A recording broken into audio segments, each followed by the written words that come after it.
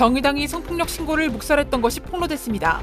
문재인 집앞 시위를 금지하는 개정안을 민주당이 마련 중입니다.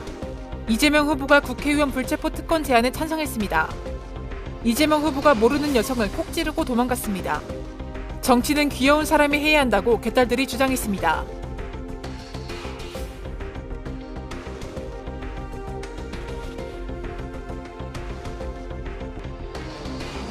시청자 여러분 안녕하십니까. 5월 18일 FNL 종합뉴스 지금 시작합니다. 첫 번째 소식입니다. 더불어민주당이 성폭력 사건을 일으킨 박완주 의원을 제명키로 한 가운데 정의당에서도 성폭력 사건이 발생했으나 당 지도부가 묵살했다는 폭로가 나왔습니다. 정의당 내 인사들은 사과받고 정리된 문제라고 입장을 밝혔지만 피해자인 강민진 전 청년 정의당 대표는 당대표가 발 썰지 말라고 하며 압박을 주었다고 폭로하였습니다. 보도에 신수미 기자입니다. 정의당에서 청년 정치인으로 활동했던 강민진 전 청년 정의당 대표가 16일 당내 인사로부터 성폭력을 당했다고 폭로했습니다. 더불어민주당 박완주 의원발 성비리 논란이 정의당에까지 영향을 미친 것입니다. 강 전 대표는 페이스북에 글을 올려 지난해 11월 모 광역시도당 위원장이 제 허벅지에 신체 접촉을 했다고 밝혔습니다. 강 전 대표는 잊어보려고 해봤지만 불쾌한 감정을 주체하기 어려웠다며 이 일을 여영국 대표 등에 공식적으로 알렸으나 여 대표는 해당 위원장에게 경고하겠다. 이 일에 대해 발설하지 말라고 결론을 지었다고 밝혔습니다. 또한 정의당은 해당 위원장을 6일 지방선거 후보 중 하나로 공천했다며 제 사건에 대해 당대표나 사무총장이 인지하고 있었지만 제 의사를 한 번도 묻지 않은 채 당은 그를 지선 후보로 공천했다고 말했습니다. 그는 이어 청년정의당 당직자 A씨로부터도 성폭력을 당했다며 지난 3월 제가 당직자들의 대리운전 등을 시켰다는 왜곡된 주장이 보도된 이후 A씨는 도와주겠다며 접근해서는 은근한 위협을 느끼게끔 했다고 주장했습니다. 정의당 관계자는 강 전 대표가 가해자로 지목한 위원장이 선거 공천을 받았다는 점을 두고 성범죄나 징계를 받아야 할 사안 등을 모두 고려해 심사가 진행됐다. 정해진 규정대로 처리했다며 기존의 공천 심사 관련해서 최종적으로 다시 확인해 볼 것이라고 말했습니다. 여 대표가 발설하지 말라라고 한 것을 두고는 강 전 대표가 비공개로 관련 사안을 논의해달라고 해서 나온 말이고 와전된 측면이 있다고 밝혔습니다. 이에 대해 강 전 대표는 다시 페이스북에 글을 올려 벌써부터 당에서 피해자가 거짓말을 하고 있다는 식으로 입장을 내는 상황에 유감이라고 재반박했습니다. 정의당에선 지난해 1월에도 김종철 당시 대표가 같은 당 장희영 의원을 성추행해 사퇴한 바 있습니다. 지금까지 FNL 뉴스 신수미입니다. 백신 피해자 유족들과 우파단체의 시위가 벌어지고 있는 문재인 전 대통령의 집 앞에 대해 문 전 대통령은 본인 집 앞 시위에 반지성이 난무한다며 불편한 심기를 드러냈습니다. 문 전 대통령의 불편한 기색에 민주당이 즉각 전직 대통령 집 앞 시위를 금지하는 법률안을 마련 중입니다. 김여정 부부장의 대북전단을 금지하라는 요구에 즉각 대북전단 금지법을 통과시킨 민주당이 이번에 문 전 대통령의 말 한마디로 즉각적으로 법안을 개정하는 모습에 일정인을 위한 법안이 아닌 국민을 위한 법을 만드는 것이 180석에 가까운 의석을 준 국민에 대한 도리라는 지적이 나오고 있습니다. 박하영 기자의 보도입니다. 더불어민주당이 전직 대통령 사저 인근 100m 이내에서 집회 및 시위를 금지하는 법률 개정안을 발의했습니다. 문재인 전 대통령 사저 앞에서 벌어지는 일부 단체들의 집회를 금지하려는 것으로 보입니다. 정청래 민주당 의원은 집회 및 시위 금지 장소에 전직 대통령 사저를 포함하는 내용의 집회 및 시위에 관한 법률 일부 개정 법률안을 대표 발의했습니다. 정 의원은 법안 제안 이유 및 주요 내용에서 최근 전직 대통령 사저 방향으로 확성기, 스피커를 설치한 차량을 정차하고 종일 전직 대통령을 비난하거나 박정희 전 대통령이 낭독하는 국민교육헌장을 반복하거나 노래를 틀고 밤새 국민교육헌장을 내보내는 등 상식을 벗어난 확성기 집회로 주민들의 피해가 극심한 상황이라고 주장했습니다. 이어 현행법상 대통령 관저, 국무총리 공관, 외교기관 등 국가 주요 인사와 관련된 장소에서 집회 및 시위가 금지되어 있으나 전직 대통령 사저 앞은 제외되어 있어 경찰 등의 신고에도 조치하기 어려운 실정이라며 이에 집회 및 시위 금지 장소에 전직 대통령 사저를 포함 인근 주민들의 피해를 예방하고자 한다고 밝혔습니다. 이들은 우파 단체의 시위를 겨냥했다고 하지만 문 전 대통령의 사저 앞은 코로나19 백신을 주사하고 사망한 피해자 유가족들의 시위도 벌어지고 있습니다. 이들이 피해자 영정사진을 들고 시위를 벌이자 문 전 대통령 지지자들이 싸움을 걸어 경찰이 제지에 나서기도 했습니다. 앞서 문 전 대통령은 지난 15일 페이스북을 통해 집으로 돌아오니 확성기 소음과 욕설이 함께하는 반지성에 작은 시골 마을 일요일에 평온과 자유를 깨고 있다며 양산 평산 마을 주민 여러분 미안하다고 적은 바 있습니다. 하지만 표현의 자유를 외치고 있는 민주당이기에 국민들의 시위와 집회를 응원해야 한다는 비판이 제기되고 있습니다. 지금까지 FNL 뉴스 박하영입니다. 이재명 후보가 국민의힘이 국회의원 불체포 특권 제한 방침에 100% 찬성한다는 입장을 밝혔습니다.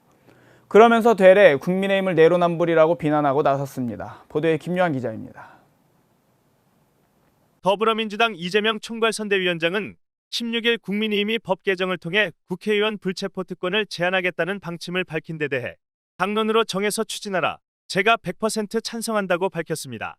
인천 계양을 국회의원 보궐선거에 출마한 이 총괄선대위원장은 이날 오후 SBS 8시 뉴스에서 우리도 적극적으로 지원하겠다. 그런데 제가 아는 국민의힘은 절대로 당론으로 발의하지 않는다고 주장했습니다. 이어 이분들이 여기서 한 말, 저기서 한 말 다르기로 유명하지 않나라고 비꼬았습니다. 그는 자신의 국회의원 보궐선거 출마가 방탄용이라는 국민의힘 측의 비판에 빈총에는 방탄이 필요하지 않다며 국민의힘 측에서 저를 고발해서 경찰이 수사를 하고 수사를 받으니 피의자다라고 한다며 자신이 손가락질해놓고 손가락질 받는 사람이라고 욕하는 꼴이라고 비난했습니다.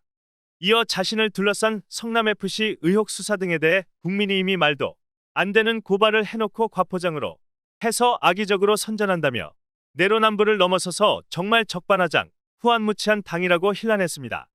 이어 국민의힘 이준석 대표를 겨냥해서도 성상납을 받았고 그 다음에 증거인멸한다고 녹음도 나오고 막 그러던데 저는 진실을 모르겠지만 사실 그런 일이 민주당에서 벌어졌으면 민주당은 해체했을 것이라고 말했습니다. 지금까지 FNL 뉴스 김유한입니다. 국민의힘이 이재명 후보의 선거 유세 운동에 대해 거센 비판을 가했습니다. 아이를 밀치고 여성을 콕 찌르고 도망가기까지 인천을 쑥대밭으로 만들었다고 짚었습니다. 논란 중인 이재명 후보의 선거 유세 운동을 신수미 기자가 보도합니다. 국민의힘이 이재명 인천 계양을 국회의원 후보 선거운동에 대해 인천 일대를 쑥대밭으로 만들고 있다고 지적했습니다. 박민영 국민의힘 대변인은 논평을 통해 가장 먼저 논란이 된 건 노룩부시 사건이다. 즉석 연설을 위해 현장의 아이를 눈길도 안 준 채 벽으로 밀쳐 논란이 됐다라며 언론의 추가 보도에 따르면 벽 바로 아래는 소주 빈병 박스가 자리해 있었다. 자칫 큰 사고로 이어질 수도 있었다는 것이라고 했습니다. 박 대변인은 둘째는 노마스크 매장 침입 사건이다. 무슨 생각인지 마스크도 착용하지 않은 채 머리 위로 하트를 그리며 매장 안으로 돌진하는 모습은 지켜보는 이들 모두를 아연실색게 했다라며 셋째는 벤치 테러 사건이다. 유세단과 함께 신발을 신은 채로 벤치에 올라 연설을 한 것이다. 이재명 후보 측은 내려온 뒤 물티슈로 닦았다고 해명했지만 해명 이후의 행동이 더 가관이었다. 시민들이 쉬고 있는 다른 벤치 앞에서 대뜸 신발을 벗더니 그대로 벤치 위에 올라가 연설을 시작한 것이라고 했습니다.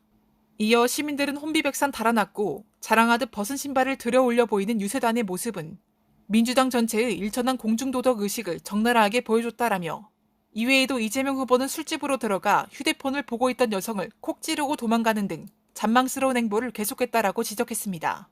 박 대변인은 공교롭게도 피해를 입은 시민은 모두 여성이었다. 이재명 후보에게 묻겠다. 개딸들의 사랑을 받더니 모든 여성이 자신을 좋아한다고 착각이라도 하는 것 아닌가?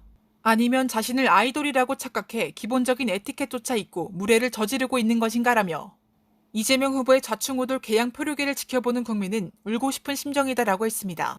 그러면서 세상 모든 여성은 개딸이 아니라는 사실을 명심하고 자칫 성범죄가 될 수 있는 만행을 자중해야 할 것이다라고 짚었습니다.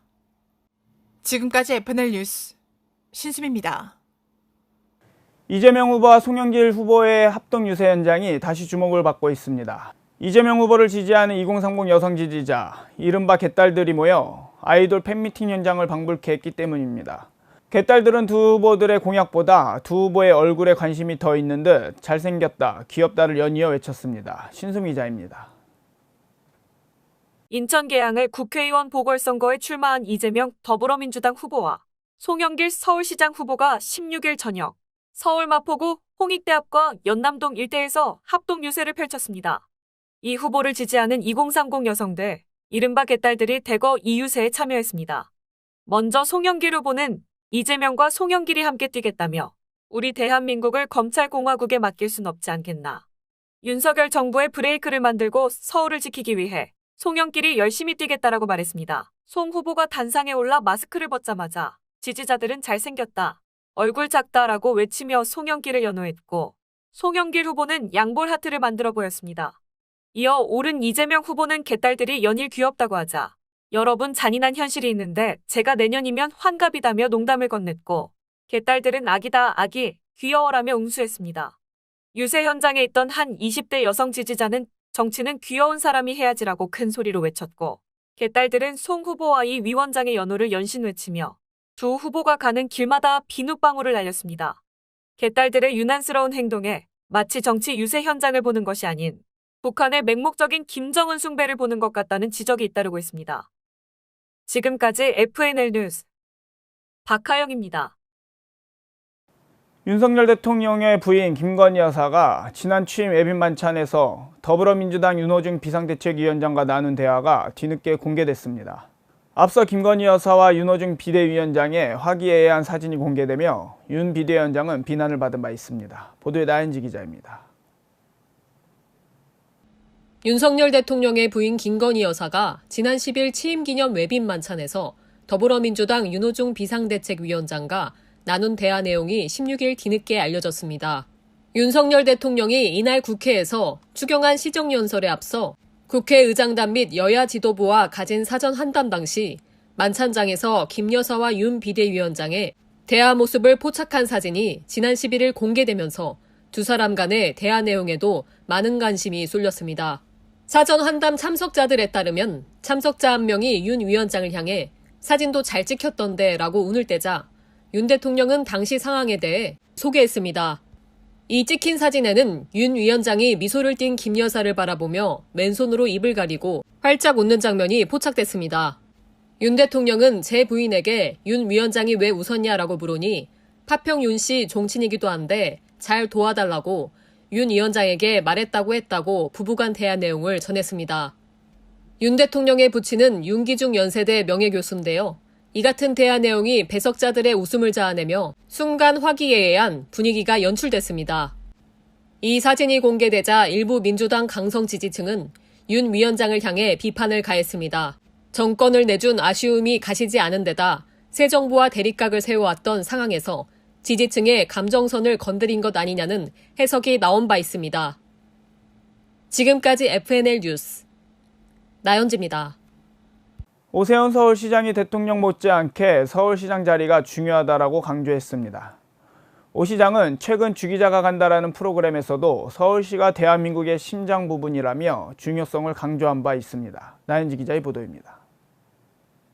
국민의힘 오세훈 서울시장 후보가 17일 대통령 못지않게 서울시장 자리가 중요하다고 강조하며 사선에 성공하겠다는 의지를 거듭 밝혔습니다. 이어 서울시장으로서 성과가 없으면 대선에 나오지 않을 수도 있냐는 질문에 그렇다, 서울시장 5선 도전도 생각하고 있다고 답했습니다. 그러면서 시카고의 데일리 시장은 5선인가 7선인가 했고 오늘날의 시카고시를 만든 시장으로 역사가 기록하는데 대한민국 수도 서울이라면 그런 시장을 대통령 자리보다 더 의미 있게 역사가 기록해 줄 것으로 생각한다고 했습니다.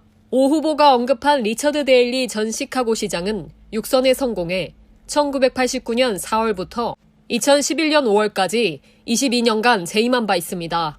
오세훈 국민의힘 서울시장 후보가 17일 차기 대권 주자로 부상한 것과 관련해 그 자리는 하늘이 낸다고 하는데 그 속뜻은 민심이 불러내지 않으면 안 되는 자리라고 밝혔습니다. 서울시장에서 승리하면 5년 후 대권에 도전하는 것 아니냐는 질문엔 아직 부족하다, 정책도 더 시행착오를 통해 다듬어야 하고 품성도 아직 멀었다며 아직 감정적으로 흔들릴 때가 자주 있고 이른바 목계 수준에 도달하기 아직 멀었다고 답했습니다.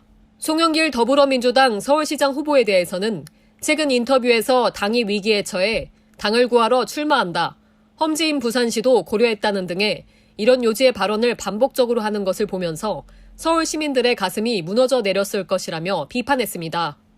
지금까지 FNL 뉴스 나연지입니다. 열악한 의료 환경을 가진 북한의 코로나19 상황이 사실상 통제 불가능한 상태이므로 축축되고 있습니다. 한 탈북자는 수액을 맥주병에 담고 주사 바늘을 녹슬 때까지 재활용한다는 증언을 하며 재앙 수준이라고 짚었습니다. 김요한 기자입니다.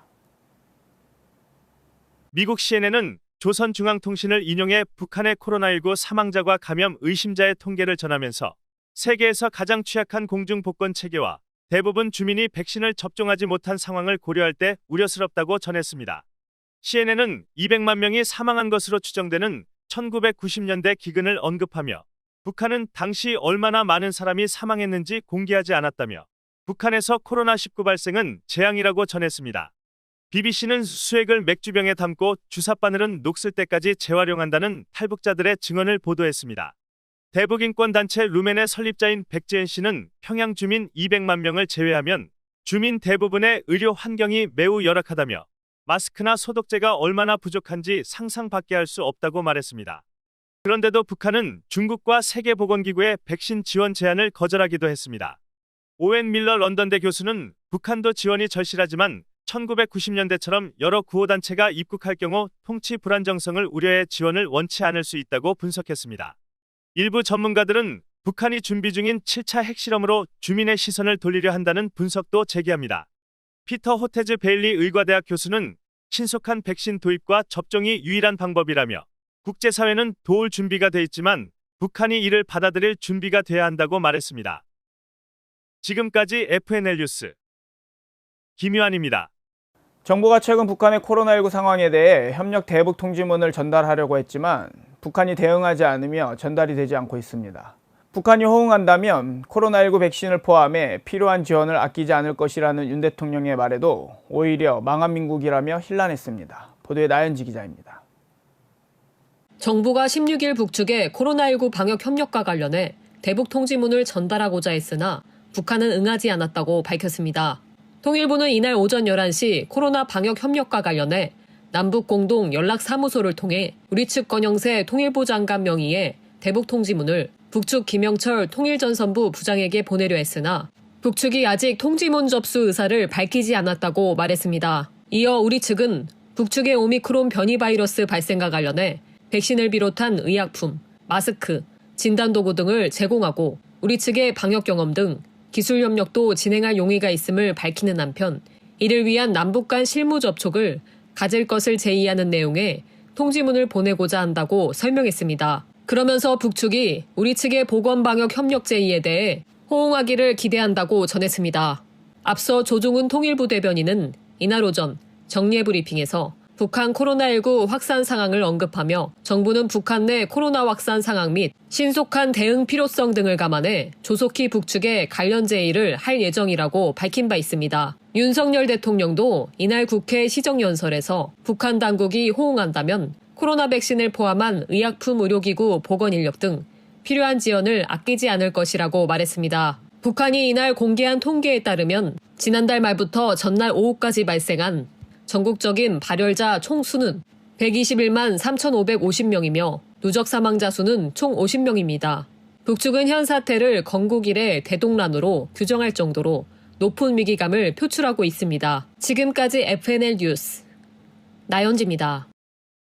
조 바이든 미국 대통령이 이달 하순 우리나라 방문을 계기로 8년 반 만에 비무장지대를 찾는 일정이 논의되고 있습니다. 올해 북한의 탄도미사일 발사 등 도발에 대응해 굳건한 한미동맹과 연합방위태세를 대내외 과시하기 위한 것으로 풀이됩니다. 나연지 기자입니다.